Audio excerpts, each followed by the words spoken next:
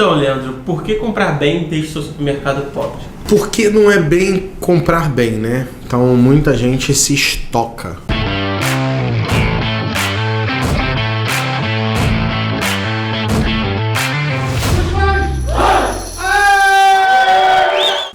O máximo de estoque aceitável é 28 dias. E aí o que as pessoas fazem?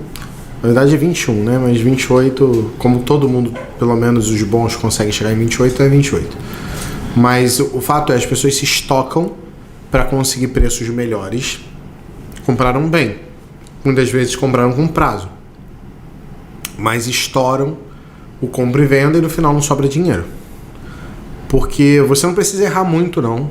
Se o lucro final do supermercado varia entre 3% e 6%, e 6% é uma coisa bem fora da curva, a gente está falando de... Se você errar teu compra e venda em 6%, não sobra nada.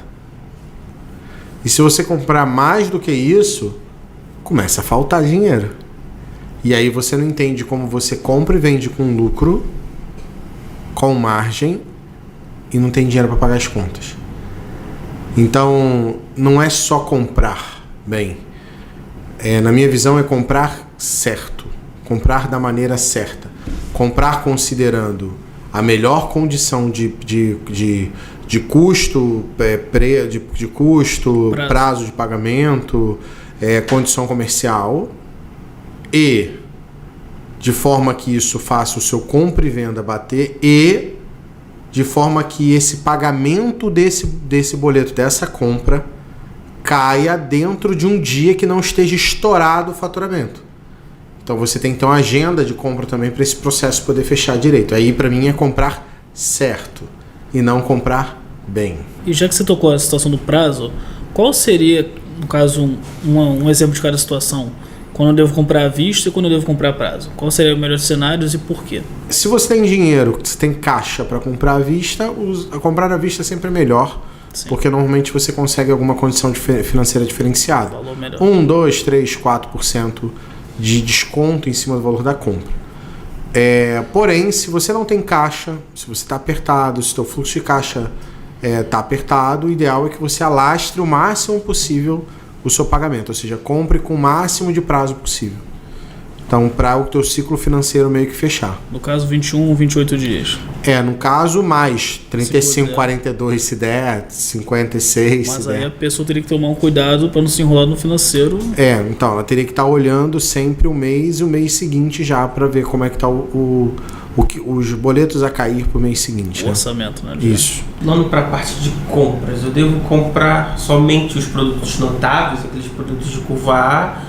Qual item assim eu devo dar mais atenção na hora de efetuar a compra? Então, já para corrigir, produtos notáveis não são produtos da curva A. Tá? Então, na curva A do supermercado, a gente fala que tem mais ou menos um sortimento de 300 a 400 itens. Os supermercados são muito centralizados, chegam a 200 itens. Produtos notáveis são 61. Então, e não são todos da curva A. Então, falar produtos notáveis e curva A é uma equívoco. É uma forma equivocada de dizer a coisa. Então, já corrigindo aí isso, é importante. Foi bacana a tua pergunta para eu poder deixar claro para as pessoas. Sim. Isso, né? Senão elas acham que é curva A e não é. Ok. E aí, qual foi a pergunta? Qual item eu devo focar? Devo focar mais em comprar esses itens de curva A? Você não pode... primeiro, você tem que ter os produtos notáveis dentro, mas basicamente você tem que ter, no mínimo, não pode deixar faltar os itens que representem ali 70%, 80% da sua venda. Em alguns softwares a gente está falando de curva A, que é o conceito certo. Curva A, 70% da venda, B, 20%, C, 10%, somando 100%. Mas alguns softwares consideram curva A como 50% da venda, curva B, 25%, curva C, 25%. Que eu discordo e está errado. Mas eles fazem assim. Então é importante você entender que você não pode deixar faltar os produtos que representam entre 70% e 80% da sua venda. Esses produtos vocês não podem deixar dar ruptura. O resto pode. E esses itens representam normalmente ali algo em torno de 25% do seu sortimento. Ou seja, 25% do seu sortimento, 27%, estourando 30%, representam 70%, 80% da sua venda. Às vezes até menos, né? Então por isso você precisa ficar de olho nesses itens. Então você vai ter que gerenciar muito bem 30% do seu sortimento, para que não falte. E os outros 70% do seu sortimento pode até deixar faltar, se isso não for para estourar o seu compra e venda. Mas deixar faltar é faltar naquele mês. No mês seguinte você tem que colocar o produto de novo lá, tá? Qual é a quantidade de itens que o bazar deve comprar, que eu devo comprar do setor de bazar? Isso é uma pergunta capciosa, né? Para eu falar para o cara não comprar nada. O bazar tem muitos SKUs, porém a venda dele é muito baixa. O bazar como um todo vende 2,5% da venda de uma loja.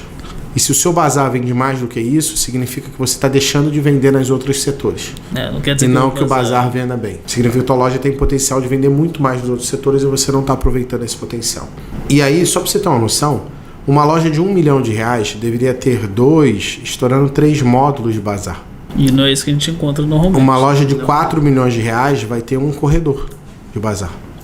Dos dois lados, ou seja, 16 módulos. Então, assim, é muito importante que você entenda, uma loja de 2 milhões vai ter, 6 módulos de bazar. De 3 milhões vai ter 9, 10, 12 estourando. É um lado de um corredor inteiro. Então, assim, é importante que você entenda, mas bazar dá lucro, bazar... mas não vende. Você ocupa espaço e está deixando de dar espaço para outras coisas. E aí não vende. E aí tua loja nunca vai bater os 2.500 por metro quadrado. Que é Lembrando que quando eu falo 2.500 por metro quadrado, é a venda mínima. Não é o teto. É o mínimo aceitável. E a boa parte dos mercados está abaixo no mínimo. Mas na minha região tem X mil habitantes. Mas mesmo tendo X mil habitantes, você tinha que estar vendendo o mínimo por metro quadrado. E dá para fazer.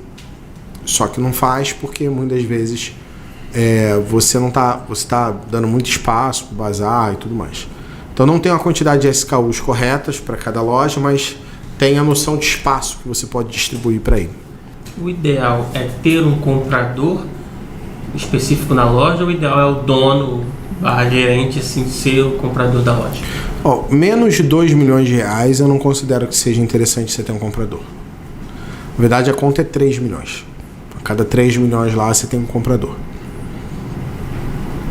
Porém, algumas pessoas decidem crescer por quantidade de loja. Então você tem um porrão de loja que vende pouco.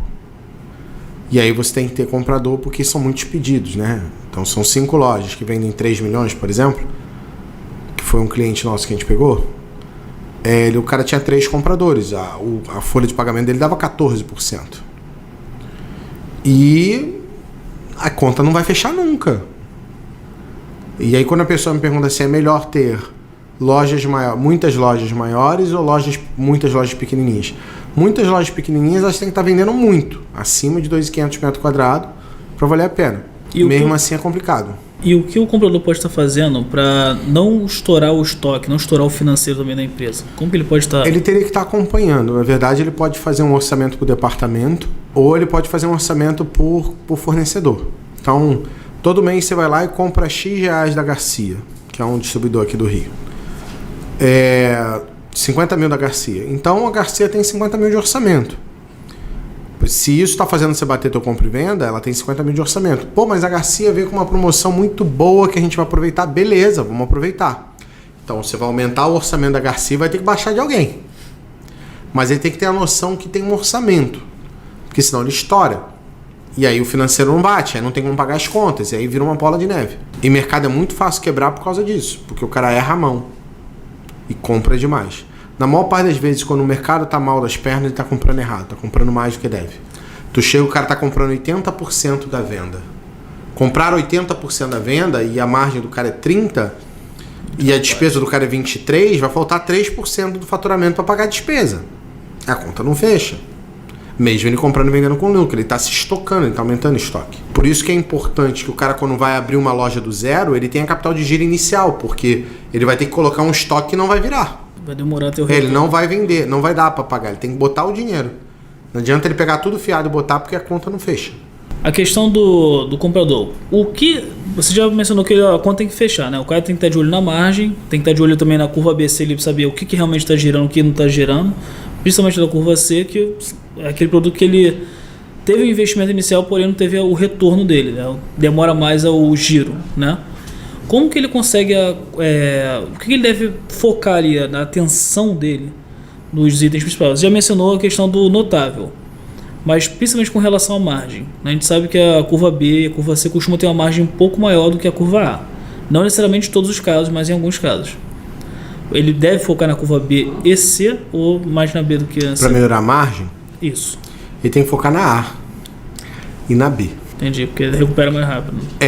Agora, no longo prazo, ele tem que ter a curva C certa. É onde está a maior parte dos itens.